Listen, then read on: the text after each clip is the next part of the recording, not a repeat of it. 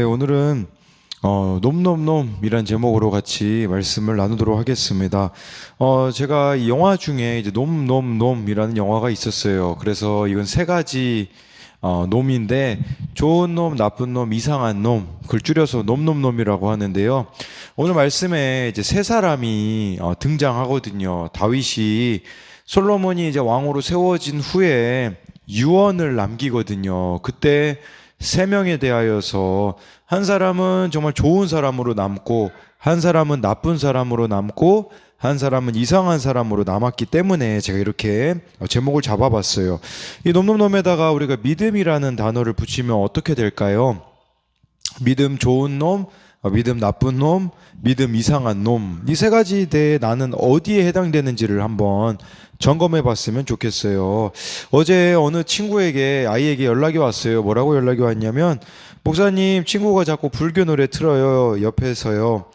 개펠까요? 이렇게 이야기를 했거든요. 그래서 제가 이렇게 대답해 줬어요. 축복송 불러줘. 야곱의 축복. 예, 야곱의 축복 불러주라고 하니까 아직도 네, 메시지를 읽지 않았네요. 그냥 일십이 아니라 그냥 씹혔는데, 저와 여러분들에게 항상 무슨 일이든지 일어나거든요. 그런데 어떤 반응을 보이는가, 이걸 봤으면 좋겠어요. 저와 여러분들이 믿음이 있으면 어떤 사건이 와도 좋은 반응을 보일 수 있어요. 근데 믿음이 없으면요, 어떻게 될까요? 바로 나쁜 반응을 보이거나 이상한 반응을 보일 수밖에 없다라는 것이겠죠. 예, 믿음으로 반응하게 된 한 아이의 고백이 나와 있더라고요. 우리 청소년용 큐티인에 보면 지난 17일 그 묵상간증에 어느 중3 아이가 쓴 고백이에요. 이 아이에는요, 아빠 고난이 있다고 해요. 아버지가 매일 술을 마시고 매일 술자리에 나가신다고 해요. 이 아이가 그런데 수련회에서 하나님을 만나게 된 거예요. 믿음이 들어가니까 아빠에 대한 생각이 바뀌게 되었대요. 이 아이가 묵상간증에서 이렇게 고백하더라고요. 예전에는 매일 술 드시는 아빠가 싫었지만 수련회를 통해 아빠 때문에 많이 울고 아빠를 위해 기도도 많이 했습니다. 아직도 하나님을 만나지 못하고 혼자 방황하시는 아빠의 모습이 불쌍했습니다. 처음에는 교회에 가기 귀찮고 변하지 않은 아빠의 모습이 이해되지 않았지만 그런 아빠 덕분에 교회 다니게 되었기에 아빠의 수고가 한편으로는 감사합니다라고 말하면서 아빠의 구원을 위해서 기도하겠다라고 이야기를 하더라고요. 저와 여러분들이 오늘 이 말씀을 통해서 어떻게 해야 믿음이 좋은 사람이 될 수 있을지 같이 두 가지로 살펴볼게요. 첫 번째로는요, 믿음이 좋은 사람은 큐티, 말씀 묵상하는 사람입니다. 네, 오늘 말씀 3, 4절이에요. 열왕기상 2장 3, 4절 말씀이에요. 내 하나님 여호와의 명령을 지켜 그 길로 행하여 그 법률과 계명과 율례와 증거를 모세의 율법에 기록된 대로 지키라. 그리하면 내가 무엇을 하든지 어디로 가든지 형통할지라. 여호와께서 내 일에 대하여 말씀하시기를 만일 내 자손들이 그들의 길을 삼가 마음을 다하고 성품을 다하여 진실이 내 앞에서 행하면 이스라엘 왕위에 오를 사람이 내게서 끊어지지 아니하리라 하신 말씀을 확실히 이루게 하시리라 라고 말씀해 주고 있어요. 솔로몬이 드디어 왕이 됐거든요. 다윗 왕은 이제 죽기 전이에요. 이 아들 솔로몬에게 유언을 하는 데 있잖아요. 3, 4절 말씀의 키포인트가 뭐냐? 하나님의 말씀대로 지켜라. 3절에 보니까 그러면 어디로 가든지 형통할 거다라고 이야기해 주고 있어요. 또 말씀을 이제 어떻게 지켜야 되냐? 구체적으로 4절에 나오죠. 전 두 가지를 봤어요. 하나는 마음을 다하고, 마음을 다한다라는 게 무슨 말일까요? 먼저는 말씀을 이해하려고 노력하는 거예요. 그 다음에 이 말씀을 내 마음에 품는 것이죠. 이게 바로 마음을 다하는 거예요. 그 다음엔 성품을 다하래요. 성품을 다한다라는 것은 나의 다른 기질들을 다 버리고 하나님 말씀에 복종하여서 살아가야 한다라는 것이에요. 저는 이 말씀이 이렇게 다가오더라고요. 성격 탓하지 마라. MBTI 핑계 대지 마라. 이렇게 다가오더라고요. 저와 여러분들이 못하겠는 거 얼마나 많은 핑계들을 됩니까? 정말 저만 봐도 그렇더라고요. 원래 저는 되게 잠이 청소년 때 많은 사람이었거든요. 그래서 막 낮잠 자면요 안 일어나가지고 네 많이 밟히기도 했던 그런 사람이에요. 그런 제가 목사가 되니까 네 이제는 잠을 적게 잘 수밖에 없게 되어지는 것을 보게 되어지죠. 또 저는 원래 남들 앞에 서는 거 좋아하는 사람이 아니거든요. 그런데 지금은 거의 매일 남들 앞에 서가지고 말씀을 전하고요. 저는 원래 혼자 있는 걸 되게 좋아하는 사람이거든요. 근데 매일 사람을 만날 수밖에 없는 삶이거든요. 저랑은 너무 맞지 않아요. 그런데 괜찮아요. 왜 괜찮냐? 하나님을 사랑하기 때문이에요. 저와 여러분들이 이렇게 바뀌어갔으면 좋겠어요. 하고 싶은 것만 하고 자꾸 안 하려고 핑계 대는 게 아니라 진짜 저와 여러분들이 하나님 말씀을 사랑하면 그러면요 하게 되어지더라고요. 내 성격을 뛰어넘는 일을 하게 되어지더라고요.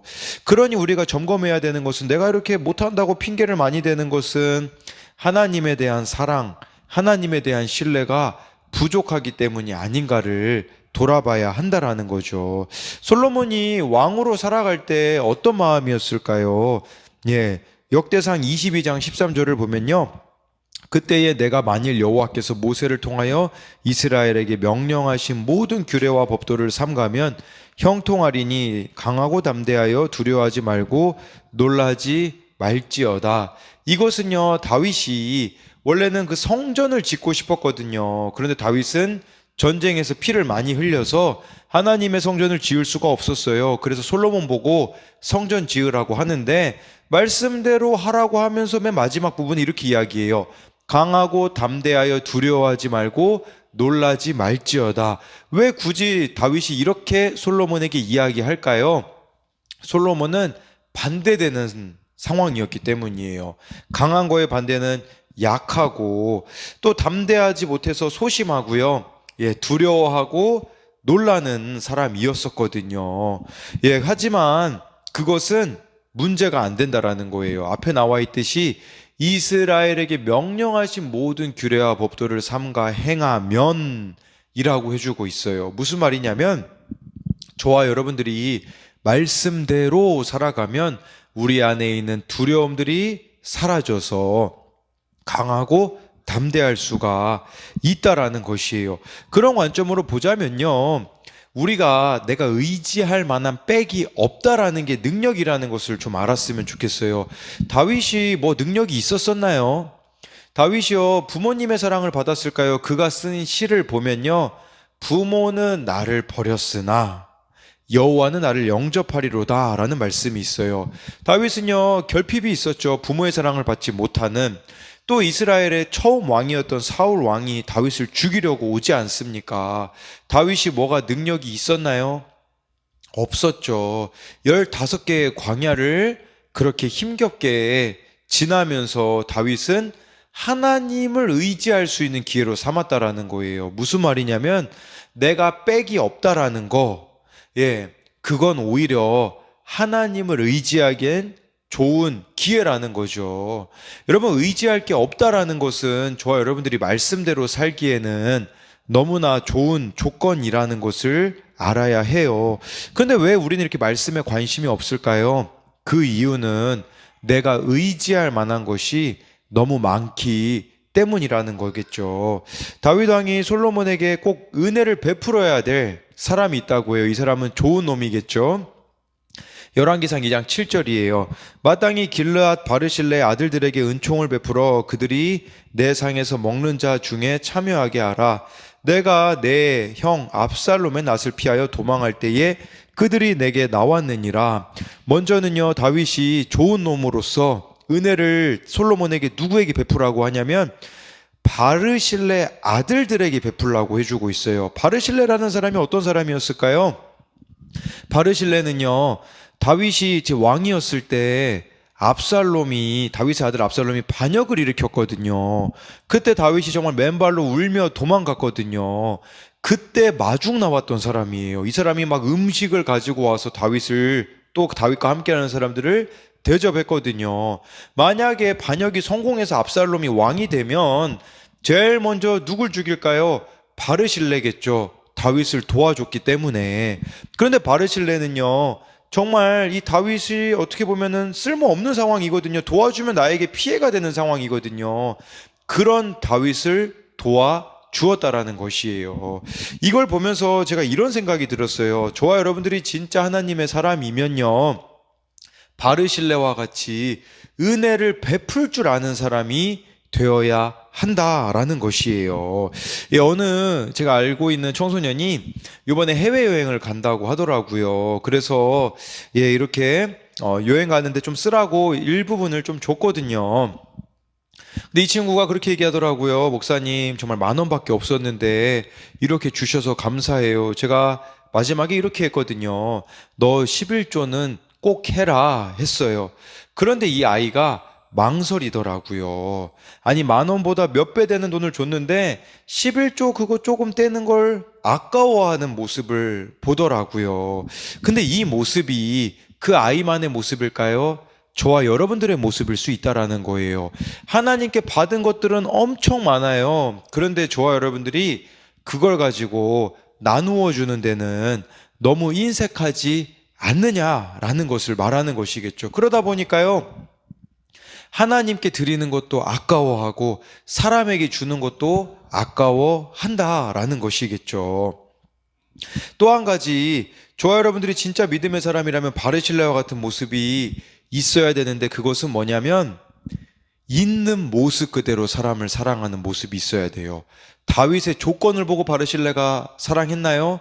오히려 절망적인 그 상황에 있는 사람을 돕는 바르실레의 모습을 보면서 저와 여러분들이 믿음이 좋은 사람이라면 나에게 도움이 되지 않는 사람, 어찌 보면은 나에게 피해가 되어지는 그 사람을 마땅히 사랑해낼 수 있어야 한다라는 것이에요.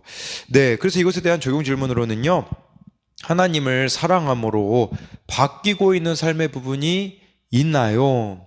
아까 제가 말씀드린 거 마음을 다하고 성품을 다하는, 아까 그 말씀을 지키는 걸 말씀드리는 거고요. 바르실레가 절망적인 다윗을 도와주었듯이 내가 손해를 보더라도 도와주고 사랑해야 하는 사람은 누가 있을까요? 정말 다윗을 있는 모습 그대로 사랑해낸 바르실레처럼 저와 여러분들이 있는 모습 그대로 품어주고 사랑해줘야 되는 사람이 누가 있냐라는 거죠. 두 번째로요, 믿음이 좋은 말씀의 사람은 나쁜 놈과 이상한 놈을 제거해요. 우리 먼저 열왕기상 2장 5절에서 6절에 보면 나쁜 놈이 나옵니다. 누구냐면 수르야의 아들 요압이 내게 행한 일, 곧 이스라엘 군대의 두 사령관 넬의 아들 아브넬과 예델의 아들 아마사에게 행한 일을 내가 알거니와 그가 그들을 죽여 태평시대에 전쟁의 피를 흘리고 전쟁의 피를 자기의 머리에 띤 띠와 발에 신은 신에 묻혔으니 내 지혜대로 행하여 그의 백발이 평안히 수월에 내려가지 못하게 하라 라고 이렇게 말씀해 주고 있어요. 다윗 왕이 솔로몬에게 제거해야 될 사람이 있다고 말씀해 주고 있어요. 누구냐? 먼저는 요압이라는 사람이에요. 요압은 이스라엘의 군사령관이었거든요. 그런데 5절에 보니까 두 사람을 죽였어요. 아브넬과 아마사를 죽였어요. 왜 그랬을까요? 그 이유가 뭘까요? 그 이유는 자기 밥그릇 뺏기기 싫어서였었어요.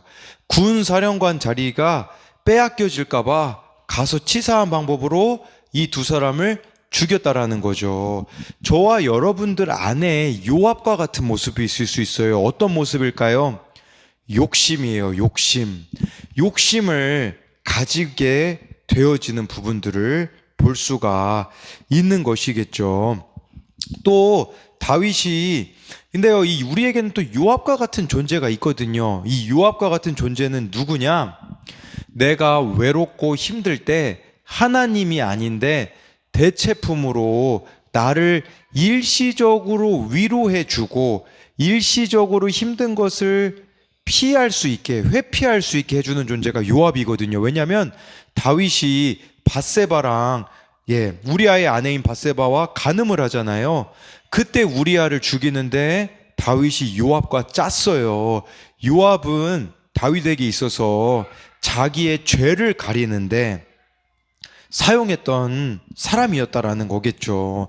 저와 여러분들에게도 이런 요압과 같은 존재가 있을 수 있어요. 미디어가 먼저 될 수 있겠죠. 이게 하나님께 가지고 나와야 될 문제인데 회피하게 만드는 거. 그리고 이 요압과 같이 우리가 누군가를 대한다라는 것은요, 사람을 도구로 생각하는 거겠죠.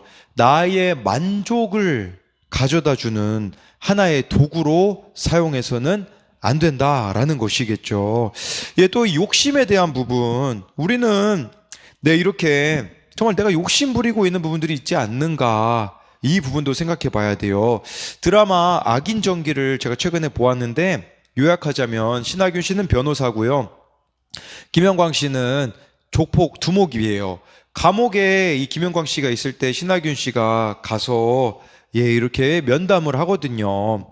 그래서 둘이 손잡고요, 나중에 감옥에서 나와가지고 이 김영광 씨는 상대편 조직 거기 우두머리를 제거하고요, 신하균 씨는 김영광 씨랑 손잡고 자기를 변호사 그 로펌에서 자른 변호사 그 회사 그 회장을 죽이는데 이 둘이 손을 잡아요. 김영광 씨가 끊임없이 신하균 씨에게 자꾸 시켜요. 이것도 해라, 저것도 해라. 그래서 나중에 신하균 씨가 결국은 여기 싸우거든요, 김영광 씨하고.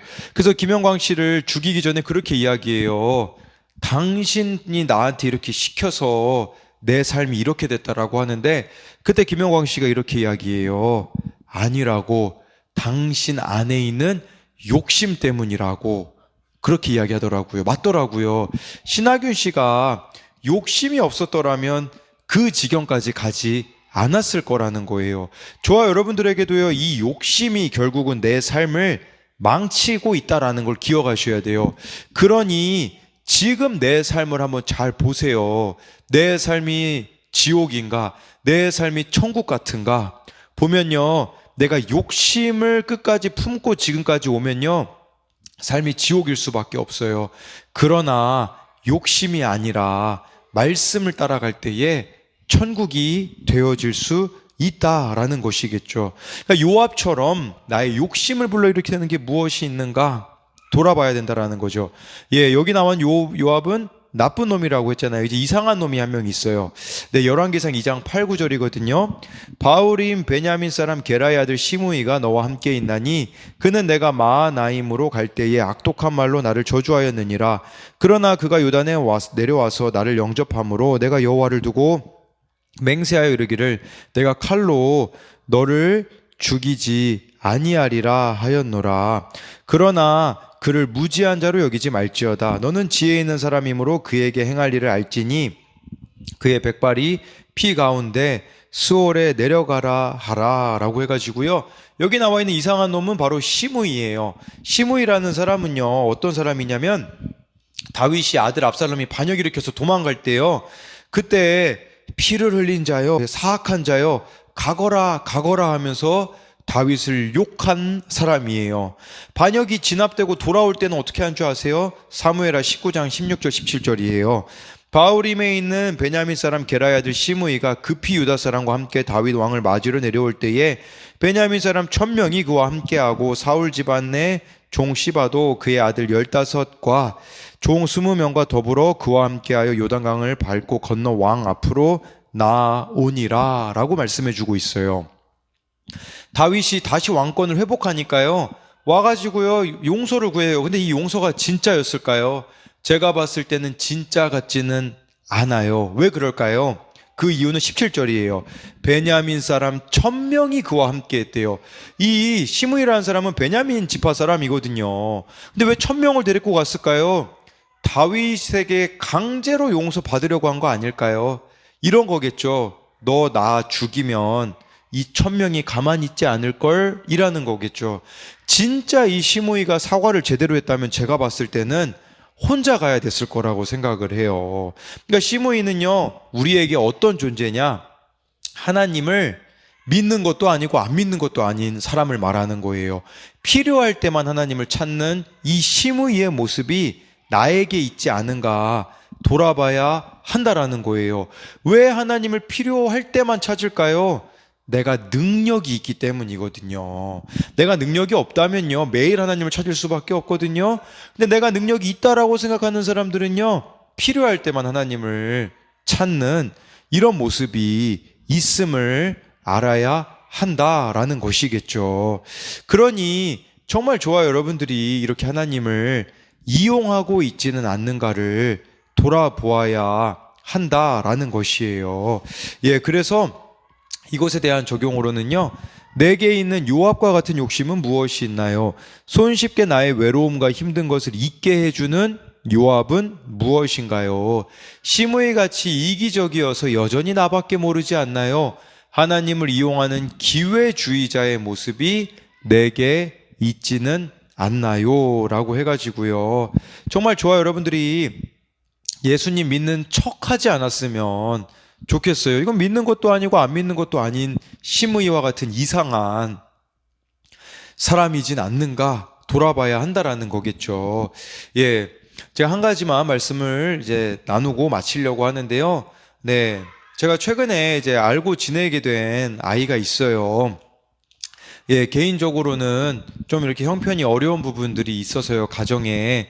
매일 우리 교회 와가지고, 예, 이렇게 인터넷을 쓰거든요.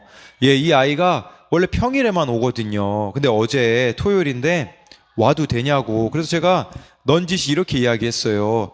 와서 큐티 하면 있어도 된다. 이 아이가요, 진짜 오자마자 큐티를 하더라고요. 하는 법을 모르니까 제가 영상 큐티 하는 법 올려놓은 거 그걸 보고서는 큐티를 하고 또 그날 큐티 말씀을 듣고 어제 저한테 이렇게 나눔을 써서 보내주더라고요. 자, 그 모습이 참 귀하다라는 생각을 하게 되었어요. 뭘 이야기하고자 하는 거냐면 환경이나 상황은 좋지 않아요. 그런데 그 상황과 환경이 좋지 않기에 이 친구는 의지할 게 없으니 하나님만 의지하는 삶을 살아가려고 한다라는 것이겠죠. 매일 교회에 오다 보니까요, 매일 저랑 말씀 나눔을 하거든요.